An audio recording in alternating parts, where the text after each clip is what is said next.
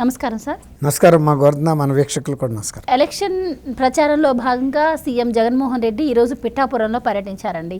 అంటే ఆయన పిఠాపురం వెళ్తున్నారు అనగానే ఇంకా అందరికైతే ఒక ఆసక్తి నెలకొంది. ఇప్పటికే పవన్ కళ్యాణ్ని పెళ్లిలతో విమర్శిస్తున్న పరిస్థితి. ఈరోజు ఏం మాట్లాడతారు, మళ్ళీ ఆయన ఏం అనబోతున్నారు అని చెప్పి కూడా చాలా ఇంట్రెస్టింగ్గా వెయిట్ చేస్తున్నారు. సో ఆయన ఈరోజు అయితే కొన్ని వ్యాఖ్యలు చేశారు. వంగా గీతని గెలిపించండి, నా తల్లి లాంటిది, అక్క లాంటిది, ఆవిడని గెలిపిస్తే నేను డిప్యూటీ సీఎంని చేసి మళ్ళీ మీ నియోజకవర్గానికి పంపించి మంచి చేస్తానని. పవన్ కళ్యాణ్ ఇక్కడ వాడు కాదు, జ్వరం వస్తే జలుబు వస్తేనే హైదరాబాద్కి వెళ్ళిపోయాడని చెప్తున్నారు సార్. సో ఎలా చూడవచ్చు అంటారు? జగన్మోహన్ రెడ్డి గారు భలే చమత్కారి అండి. ఆయన తప్ప మిగిలిన అలా చూస్తాడు. ఆయన కూడా అదే పరిస్థితి. ఆయన మంత్రివర్గంలో అందరూ కూడా అదే పరిస్థితి. మనం అప్పుడు మొన్న కరోనా అప్పుడు చూసాం కదా, ప్రతి చిన్న ఇష్యూకి వచ్చి ఏజీఎం హాస్పిటల్ హైదరాబాద్కే వచ్చేవాళ్ళు. ఆయన మంత్రివర్గ సహచరులు మొత్తం వాళ్ళ కుటుంబ సభ్యులు కానీ ఎవరైనా. ఇంకోటి, ఆయనకి కోడికత్తి తగిలితేనే వైజాగ్లో అక్కడ ప్రాథమిక చికిత్స తీసుకోవాలి కదా, ఆయన వచ్చి హైదరాబాద్ కార్పొరేట్ హాస్పిటల్లోనే తీసుకున్నాడు కదా, కేర్ హాస్పిటల్లోనే, బహుశా ఏజీఎంలోనే. కాబట్టి ఆయన మర్చిపోతున్నాడు. పవన్ కళ్యాణ్ని అంటున్నాడు. ఎందుకంటే పవన్ కళ్యాణ్ చాలా లోకు, ఆయనకి మాట్లాడితే ఆయన వ్యక్తిగతమైన విషయాలు మాట్లాడతాడు. తర్వాత పవన్ కళ్యాణ్ గురించి చాలా తక్కువ మాట్లాడతాడు, అంటే తక్కువ చేసి ఆయన నోటికి ఏదొస్తే అది మాట్లాడతాడు. నేను ముఖ్యమంత్రిని, అవతల ఆయన కూడా ఒక సినిమా నటుడు. సినిమా నటుడు అయినా అయిపోయినా కూడా వాళ్ళ కుటుంబ సభ్యుల్ని ప్రస్తావించేటప్పుడు ఒక గౌరవమైన ఆడవాళ్ళని ఒక గౌరవప్రదంగా ప్రస్తావించడం మన సాంప్రదాయం. ఈయన అన్ని రకాలుగా మాట్లాడినా కూడా పవన్ కళ్యాణ్ గారు ఎప్పుడు తన సంయమనం కోల్పోకుండా వీరి భారతి గారిని సంబోధించేటప్పుడు భార్యని సంబోధించేవాడు. అట్లా మీరు అన్నట్టు చమత్కారాలు చాలా వీళ్ళిద్దరి మధ్యలో జరిగినాయి. జగన్మోహన్ రెడ్డి గారు ఒక 3-4 బాగా టార్గెట్ చేశారండి. ఒకటి కుప్పంలో చంద్రబాబు నాయుడు గారిని, 2 మంగళగిరిలో లోకేష్ గారిని, హిందూపూర్లో బాలకృష్ణని, తర్వాత టెక్కలి పవన్ కళ్యాణ్ని పిఠాపురంలో, 5వ వ్యక్తి అచ్చెన్నాయుడు అండి. ఈ 5 మీద కాన్సన్ట్రేట్ చేశారండి. ఒక 4 మీద అయితే మహిళా అభ్యర్థుల్ని నిలబెట్టినట్టున్నారు. ఎందుకంటే ఓడిపోతేనే మహిళలు కాబట్టి అంటారు, లేదనుకోండి ఒక మహిళ చేతిలో వీళ్ళు ఓడిపోయారని ఒక మాట అంటానికి. అట్లా ఒక స్ట్రాటజీ అన్నమాట అది. ఆ విధానంగా వంగా గీత గారిని నిలబెట్టారు. వంగా గీత గారు అంతకుముందు జిల్లా పరిషత్ చైర్మన్గా చేసింది, రాజ్యసభ మెంబరు, లోక్సభ మెంబర్లుగా కూడా ఆమె పనిచేసింది, ఎమ్మెల్యేగా. వంగా గీత ఇప్పుడు ముద్రగడ పద్మనాభం కూడా వంగా గీత గారి దీనికోసం పనిచేస్తున్నాడు. ఇప్పుడు ముద్రగడ పద్మనాభం గారు లాంటి వ్యక్తికి కనుక అట్లాంటి ఆఫర్ ఇచ్చుంటే బాగుండేది, డిప్యూటీ చీఫ్ మినిస్టర్ లేదా చీఫ్ మినిస్టర్. ఇప్పుడు వంగా గీత గారికి చీఫ్ మినిస్టర్ ఇచ్చాడంటే, అదే కనుక ముద్రగడ పద్మనాభం గారికి ఆ సీట్ ఇచ్చి కనుక చీఫ్ మినిస్టర్ చేస్తానంటే కూడా ఇంకా ఉందాగా ఉండేది. ఆ సామాజిక వర్గంలో, ఆ ప్రాంతంలో గెలిపిస్తానికి కూడా ప్రజలు ఉత్సాహం చూపించేవాళ్ళు. ఎందుకంటే సీనియర్, అంతకుముందు ఆయన క్యాబినెట్ మంత్రి, సీనియర్ క్యాబినెట్ మంత్రిగా చేశాడు. కాబట్టి పవన్ కళ్యాణ్ గారిని ఓడించడానికి వంగా గీత గారి మీద ప్రేమ ఏర్పడింది. కానీ అదే వంగా గీత ఈ మామూలుగా ఎవరి మీద పోటీ చేస్తే ఆమెకు డిప్యూటీ చీఫ్ మినిస్టర్ ఏమి ఇవ్వడు.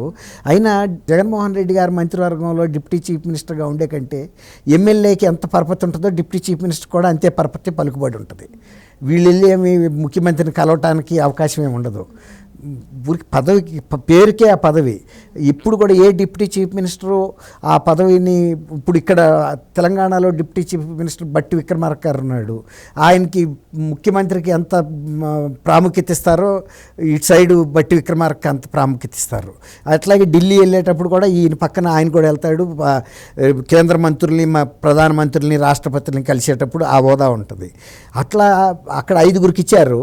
5గురికి ఒక ఎమ్మెల్యే కన్నా కూడా ఎక్కువ పరపతి లేదు. డిప్యూటీ చీఫ్ మినిస్టర్ నియోజకవర్గాల్లో కూడా సజ్జల రామకృష్ణారెడ్డి గారు వెళ్ళి శంకుస్థాపనలో ప్రారంభోత్సవాలు చేశారు. వాళ్ళ శాఖకు సంబంధించిన విషయాలు కూడా సజ్జల రామకృష్ణారెడ్డి గారు మాట్లాడేవాడు. వాళ్ళకేమీ అధికారం లేదు. ఊరికే ఇప్పుడు వంగా గీత గారికి కూడా అదే అవుతుంది. ఒక నామమాత్రపు పోస్టే అది. కాబట్టి ఏంటంటే పిఠాపురంలో ఈయన్ని ఓడించడానికి వంగా గీత గెలిచే అవకాశం కనపట్టల్లా.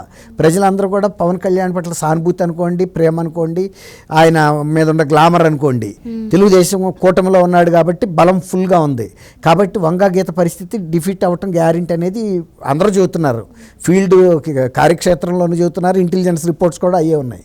కాబట్టి వాళ్ళు ఆమెకి ఒక స్పెషల్ బూస్ట్ ఇచ్చి నేను డిప్యూటీ చీఫ్ మినిస్టర్ చేస్తాను, మీకేదో మంచి చేస్తానని.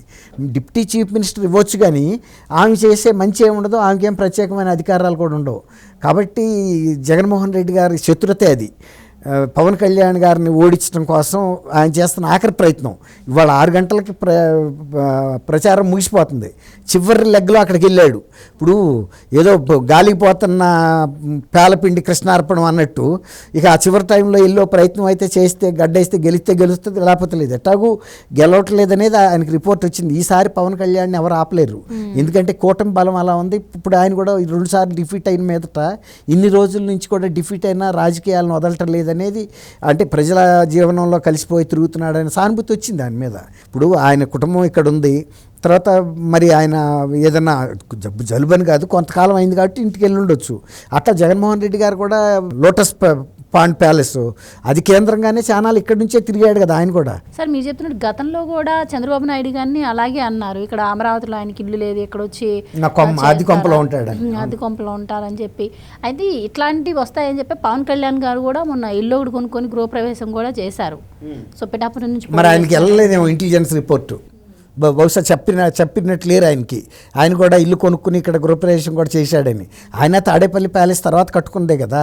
అట్లాగే మరి ఆయన కూడా పిఠాపురంలో ఇల్లు కొనుక్కుని గృహప్రవేశం చేసినప్పుడు ఆ మాట అంటాం తప్పే.